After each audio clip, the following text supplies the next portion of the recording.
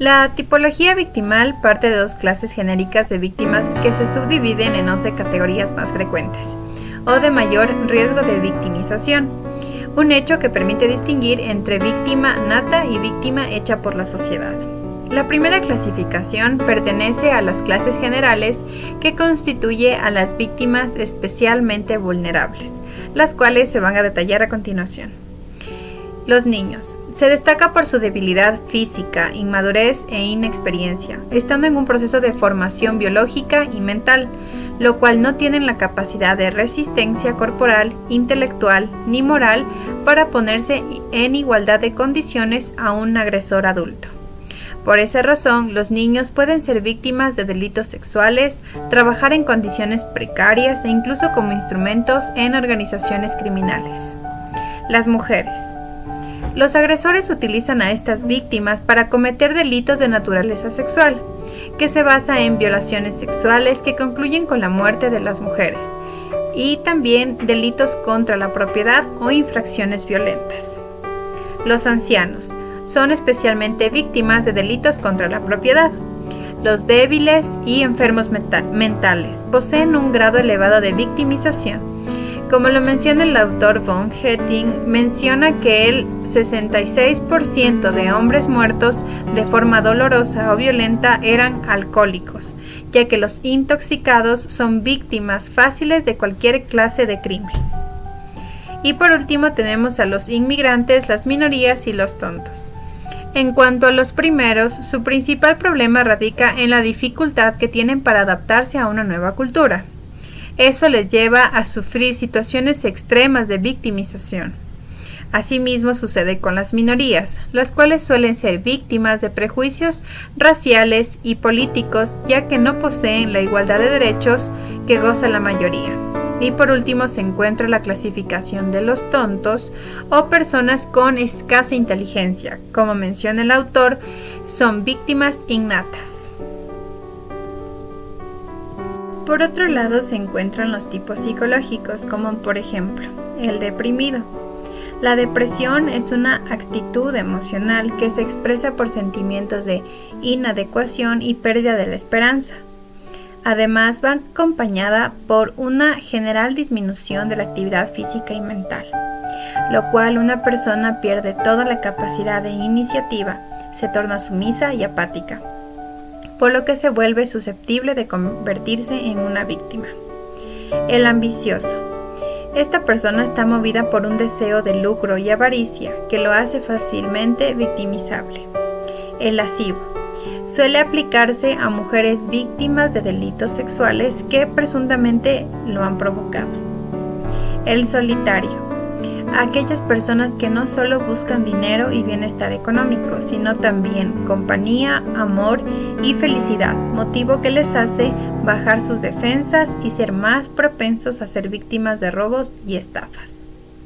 Y por último tenemos al atormentador, aquellas personas que bajo el influjo de las drogas o el alcohol atormentan a quienes los rodean, como su nombre mismo lo menciona, creando un ambiente tenso y difícil, lo cual terminan siendo víctimas de ese mismo ambiente creado por ellos mismos. Y tenemos a el bloqueado, excluido y agresivo, que son personas que por una u otra razón no pueden defenderse, por su marginación, provocación, ya que son víctimas muy fáciles. Con respecto a la segunda clasificación de tipologías que propone el autor von Hetting, establece que las víctimas podrían diferenciarse en base a los siguientes 4 criterios. Como primera parte tenemos la situación de la víctima, que se divide en la víctima aislada y la víctima por proximidad. La víctima aislada se refiere a aquellas personas que no gozan de la protección propia de las relaciones sociales o de la pertenencia a una comunidad, ya sea un anciano o un extranjero de viaje en un país desconocido. Se trata de las personas que ponen en peligro su integridad por apartarse de la seguridad que supondría la vida en sociedad. Y tenemos la víctima por proximidad, que la cercanía y el contacto con determinadas personas podría propiciar el hecho de convertirse en objeto de victimizaciones futuras. Por ejemplo, la víctima por proximidad espacial serían las aglomeraciones. La víctima por proximidad familiar sería el caso del incesto. Y la víctima por proximidad profesional sería el caso de los médicos, asistentes sociales y enfermeros. Como segundo punto tenemos los impulsos y eliminación de inhibiciones de la víctima, que se subdivide en la víctima con ánimo de lucro y la víctima con ansias de vivir. En el caso de la víctima con ánimo de lucro son las personas que por deseo o búsqueda de beneficios inmediatos caen en manos de redes de prostitución, objetos de estafa, etc. Como es el caso de una persona inmigrante que confía en emigrar a un país desconocido o desarrollado para trabajar y enviar dinero a su familia, para lo cual se pondrá en contacto con personas que en la mayoría de ocasiones pertenecen a organizaciones delictivas o criminales y que se lucran de una gestión ficticia de las demandas solicitadas. Tenemos en el segundo punto la víctima con ansias de vivir. Este en cambio se refiere a las personas que después de haberse dado cuenta de las privaciones de su experiencia vital se proponen a recuperar el tiempo perdido. Es decir, la búsqueda de nuevas experiencias, caen en adicciones al alcohol, la droga o el juego y la emigración. Como es el caso de jóvenes que se integran a bandas callejeras y se dedican al consumo de drogas como algo novedoso o de bien. Y de aquellos otros que cansados de la rutina escapan de sus casas para buscar, entre comillas, nuevas oportunidades.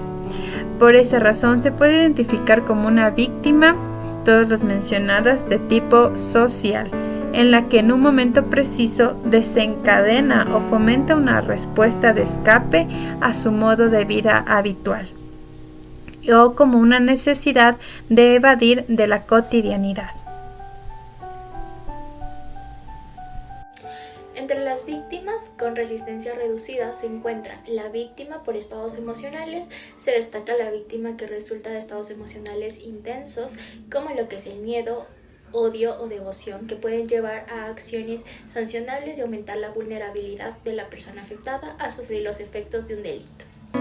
Víctimas por transiciones normales en el curso de la vida son aquellas que, dada su situación y etapa de la vida, son especialmente propensas a convertirse en víctimas. La incapacidad de un menor, por ejemplo, para defenderse de posibles ataques puede hacerlo muy vulnerable. Víctimas perversas o psicopáticas. En este grupo se incluyen prostitutas, violadores, homosexuales que son víctimas debido a las circunstancias en las que se encuentran. Víctimas bebedora se proporciona como uno de los factores que más contribuye al riesgo de ser víctima de un delito. Víctima depresivo. Las víctimas que padecen de características depresivas son... Entre las víctimas propensas se encuentran víctima indefensa. Esta persona decide soportar el daño en lugar de incurrir en más daños después de soportar las ventajas y desventajas de presentar un reclamo legal en un asunto ilegal. Víctima falsa se refiere a la victimización deliberada de una persona por objetivos específicos.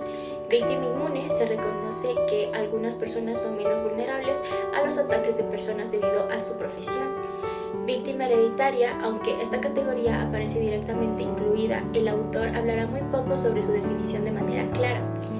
Víctima reincidente. Las personas que tienen una mayor tendencia a ser víctimas de nuevo podrían estar experimentando lo que se conoce como victimización secundaria.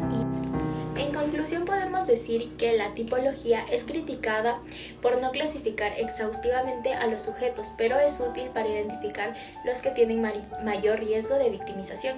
Hay que tener en cuenta las influencias tanto biológicas, sociológicas y psicológicas. Además, la inclusión de los 4 nuevos componentes en la segunda tipología permiten una mejor comprensión de los criterios de selección utilizados para identificar a las víctimas. Sin embargo, la categorización es algo subjetivo, ya que una persona puede caer en más de una categoría y preferirla a otras.